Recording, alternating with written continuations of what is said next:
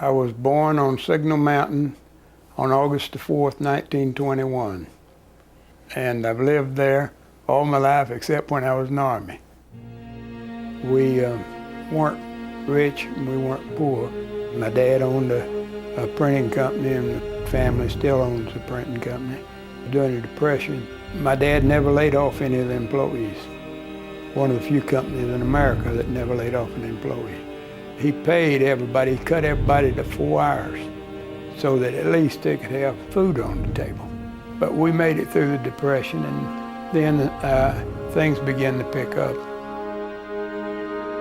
Drafted into the Army in 1942, Charles Coolidge was part of the infantry push from North Africa through the Mediterranean and in the thick of fighting in Italy.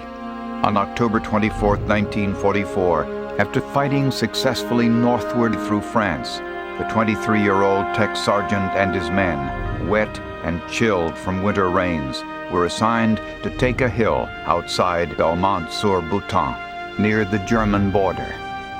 When we got up there, we met no resistance.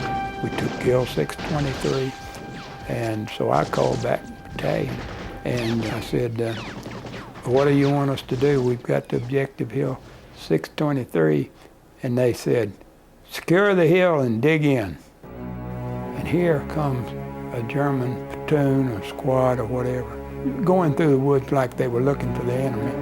And George Ferguson spoke pretty good German, and I knew that, and I said, George, ask them if they want to give up. So he started talking to them, and all at once I saw one of the Germans behind a tree getting ready to shoot George.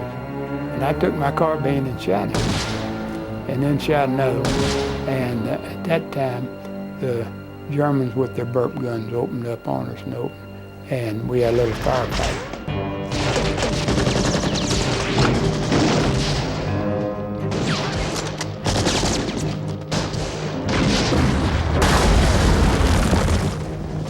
We had an attack then, and for the next 4 days, they attacked. Well, I kept calling back to battalion and regiment that we needed some help up there. I had 2 squads, 12 men. The next morning, the Germans came in with tanks. The lead tank pulled up right beside my gunner, and the tanker raised the turret of that tank. I can still see him doing it. I stood up and looked him right in the face. Now, I'm only 25 yards from him, about 35 at the most. And he said, in perfect English, he says, you guys want to give up?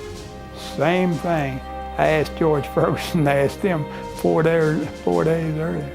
And I looked him right square in the face. And I said, I'm sorry, Mac, you got to come and get me. And he put the turret of that tank down. He turned that 88 right where I'd been standing, and he fired point blank at me. Well, I swapped tree, and I'd watch the barrel of that tank. And if he went that way, I'd go this way. And so he fired 5 times point blank. Well, after he fired the 5th time, I knew he wasn't going to use all his ammunition trying to hit somebody. And so I saw a bazooka laying over. So I went over and picked up the bazooka, and I got maybe 10 yards closer. And I tried to fire the bazooka, and the bazooka wouldn't work. So I just tossed it aside and started throwing grenades, and I kept throwing those grenades. And I was still hollering at my men what to do, going man to man and telling them, you got grenades, throw them out there, they can't come through that.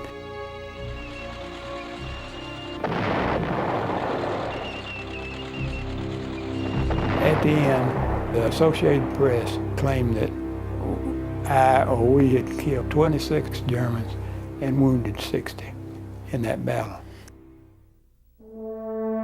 Honored for his leadership and fearlessness in 4 days of continuous fighting, Coolidge remembers the motivation was his men. It is a thing of accomplishment, and not that I did anything, that I was really saving my own life as well as others. But my first concern when I was a platoon sergeant was my men. I didn't care what happened to me, but I wanted to protect my men under any circumstance. And I always referred to them as my men, not anybody, not the company. No, they were strictly my men, and I'd do anything for them.